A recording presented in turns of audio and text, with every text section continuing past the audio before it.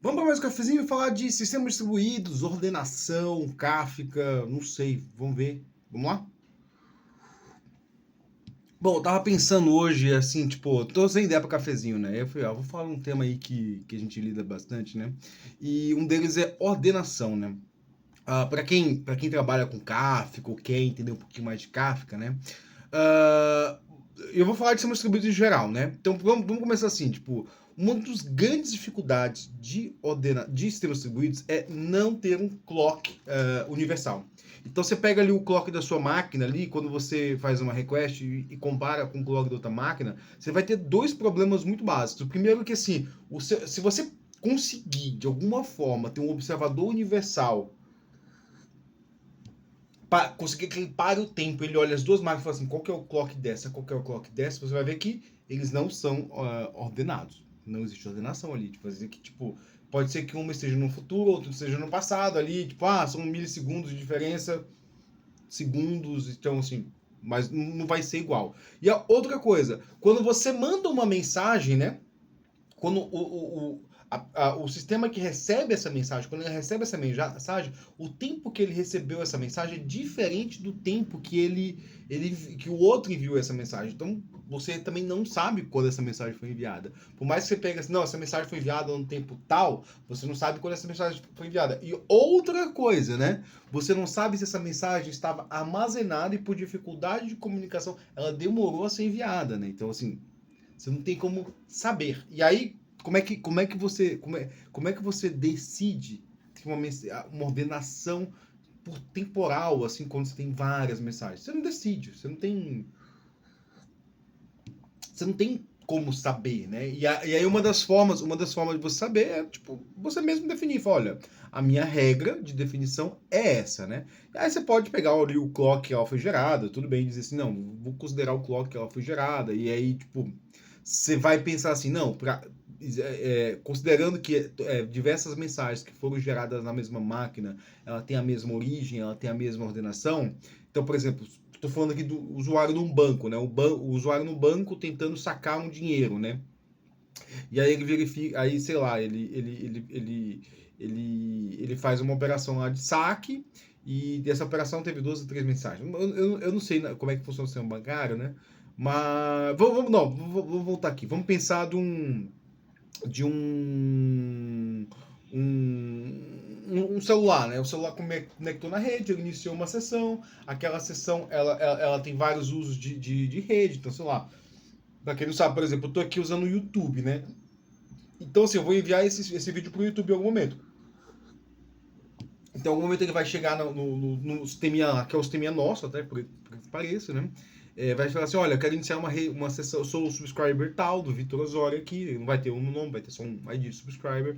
Eu quero iniciar uma sessão com o YouTube, e aí o YouTube vai dizer, você tem 20 mega, e pode usar esses 20 megas aí. E aí vai usando esses 20 megas, né? Em algum momento esse mega vai acabar. E se a gente quiser ordenar essa mensagem? Assim, só para dar um pouco de ideia aqui, como é que ele funciona aí, né? A gente tem no 5G que ela já é ordenada por sessão. Então, né, tem a mensagem lá, tem o ID da sessão, que é um UID, você tem o número de sequência, então a gente consegue recuperar isso, e isso é feito com o nosso Data Stream Processing, né? Mas imagina que a gente não tivesse, né? Aí, assim, eu sei que todas as mensagens que esse meu celular está conectando com o servidor. E todas as mensagens desse celular chegam nesse servidor específico. E eu sei que desse servidor específico, eu posso considerar que o timestamp dele é válido. É uma forma de eu considerar isso. Eu defini ele, não, vou o timestamp do servidor de origem. Ou o timestamp de origem da mensagem. Pode ser que aquela mensagem ali tenha um timestamp de origem de onde ela foi gerada, ou seja, do celular que ela gerou. Você pode definir isso. A grande questão é que você tem que ter em mente, assim, tipo, cara, como é que eu vou ordenar essas mensagens? Essas mensagens, elas têm uma certa forma de ordenação. Muitas das vezes, a nossa modelagem de sistema não vai levar em consideração isso quando a gente está pensando em entidade. Por quê? Porque a gente está fazendo a requisição do banco. Então, a requisição do banco é uma coisa única lá. Eu tenho a entidade do banco. Eu vou alterar aquela requisição. Acabou. Eu vou alterar aquela requisição. Então, você tem esse tipo de ordenação. Você tem que estar alterando uma requisição do banco. Mas quando a gente está falando ali, e aí é uma coisa que eu vou falar em algum momento, assim, tipo, ano que vem eu quero me dedicar mais a isso. Quer dizer, ano que vem eu tenho que fazer meu mestrado, né? Tipo, já defini o tema, tô fazendo um monte de experimento, mas ano que vem eu tenho que escrever ele, qualificar, defender e publicar algum artigo. Então, ano que vem, tanto que eu falo assim, eu quero escrever um livro sobre modelando sistemas baseados em eventos. Já comecei a escrever esse livro, na verdade, mas eu quero, vai demorar muito, assim, vai ser para 2026, né? Então, esse é um dos temas, né? Tipo, beleza, se eu tenho uma mensagem, como é que ela é ordenada, né? Aí uma segunda forma é o que a gente chama de Lamport Clock. O que é o Lamport Clock? A gente vai ter ali, eu defendo que eu tenho 3 servidores, né? E cada um tem um número de offset, né? Então eu digo assim, ó, servidor 1, servidor 2, servidor 3, né? E aí você vai dando aquele timestamp, né? Que timestamp pode ser também offset. Tipo, eu digo, essa aqui é a mensagem 1, essa é a mensagem 2, essa é a mensagem 3. Tipo, basicamente isso, né? E aí, beleza, se eu tenho 2 mensagens com o mesmo timestamp, como é que eu faço? Eu sequencio pelo servidor. O servidor também tem que ter número. Servidor 1, servidor 2, servidor 3. Tá, tipo, isso aí é usado aonde? No Kafka. No Kafka. Caso você nunca tenha percebido, você tem lá tópico. O tópico, você tem um tópico, né? O tópico lá sei lá, os usuários, né? Dentro daquele tópico você tem partições, sei lá, 200 partições. E dentro de partições você tem offset. Então você pode ordenar aquelas mensagens por partição. Óbvio que a gente não ordena assim, né? Quando o Kafka faz o pull, ele vai numa partição, baixa todas as mensagens, vai em outra partição, baixa todas as mensagens, fica fazendo uma coisa assim, tipo, dando fetch, e aquilo dali vem de outras formas. E muitas vezes a gente pode também ordenar, né? Dado o pull lá, a gente pode ordenar essas. Mas assim, o Kafka não dá uma garantia de ordenação assim, mas você pode ordenar dessa forma, assim. Você tem esse Lamport Clock aí dentro do Kafka ali. Você pode definir, não, que eu quero que seja primeiro o offset e depois a partição, né? E aí, qual que é a grande preocupação aí? Cara, essas mensagens estão distribuídas corretamente, né? Uma das coisas que eu pensei em estudar no começo do meu mestrado foi, tipo, esses algoritmos, assim, tipo, cara, porque eu vi muito problema disso, né? Eu lembro que uma vez eu estava conversando com um rapaz da empresa, e ele até saiu já, se não me engano, né?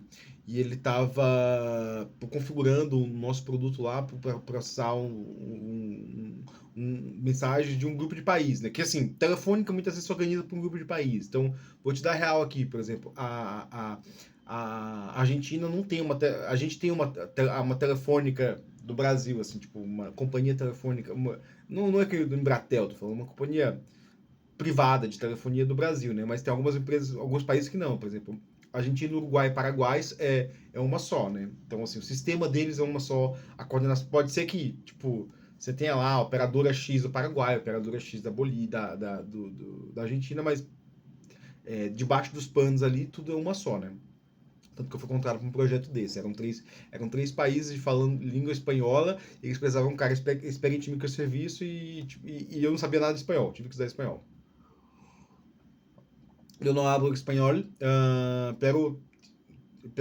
porém tive que estudar por 6 meses, né? O que me confundiu bastante, porque tinha acabado de estudar italiano 6 meses e, tipo, nossa, é uma mistura maluca, né?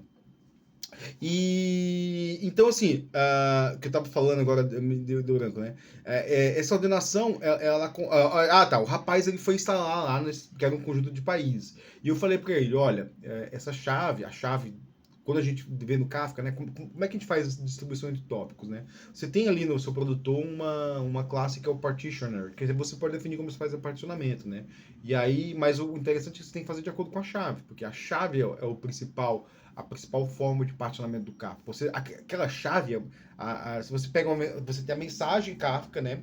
Na mensagem Kafka, além da mensagem, você tem uma chave e uns headers lá que você pode usar para o que quiser, né? Eu costumo definir que, assim, nosso produto não usa muito isso, né? Mas assim, tipo, não usa muito isso não, porque você já tem uma definição da Confluent que o esquema vai ser dentro da mensagem, né? O que eu acho que devia estar no header, né?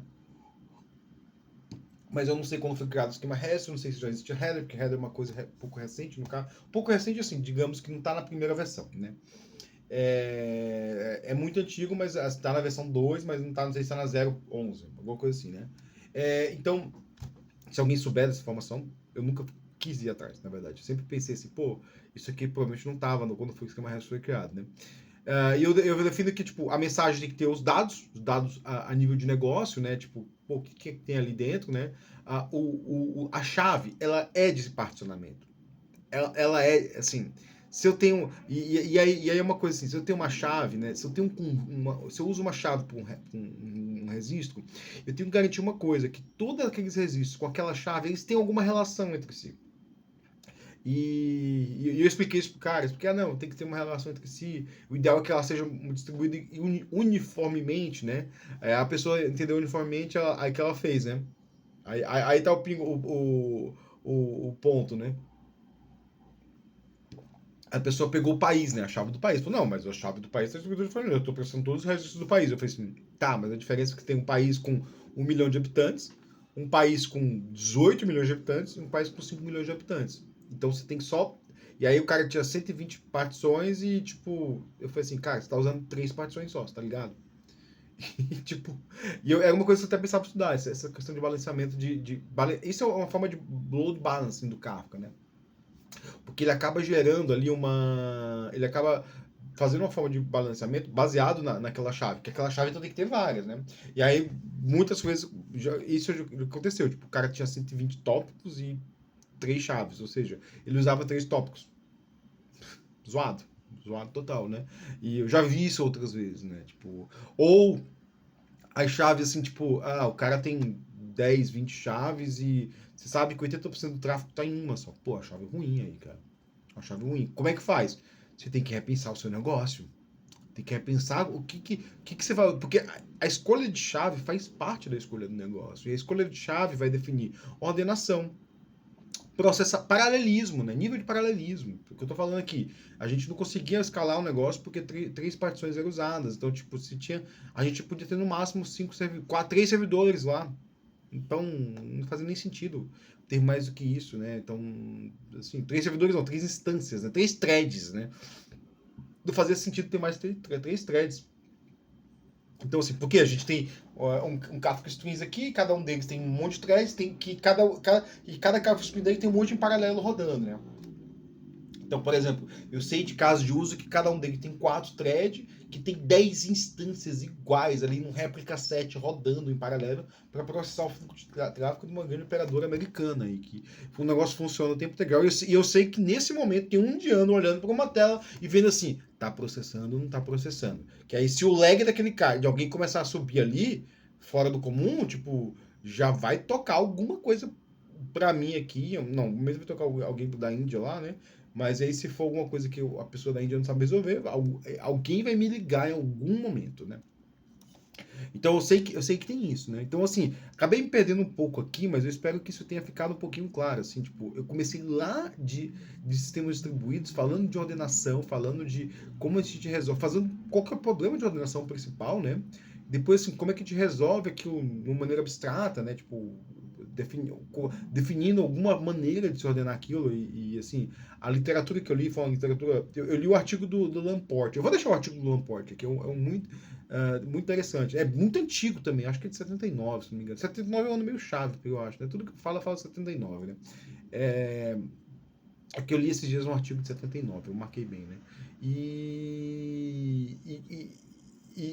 E aí o Lamport Clock é uma forma de solução e mostrei como funciona no Kafka. No Kafka você tem os tópicos e as partições, né? E o Kafka é outra coisa interessante. Ele é um Distributed Commit Log. Então, log o que é? É um arquivo sequencial. Você vai appendando naquele arquivo ali, sempre salvando a mensagem no final, né? E distribuído por quê? Porque, por exemplo, cada partição é como se fosse mais de um log, né? Então, assim, quando eu vou salvar na partição, eu olho ali qual que é o segmento que está lá, pego o último segmento, salvo lá, salvo lá, salvo lá. E tem um momento que ele vai fechar o segmento, guardar o segmento, fechar o segmento, guardar o segmento.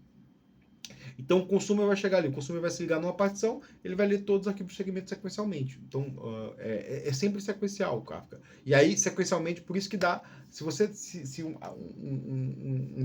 conjunto de mensagens está dentro de uma mesma partição, ele vai ter uma ordenação sequencial. E eu sempre falo, o importante de consumo do Kafka é a ordem sequencial. Era isso aí, pessoal. Eu espero que meu cafezinho tenha te ajudado em alguma coisa aí. Falei de um monte de coisa.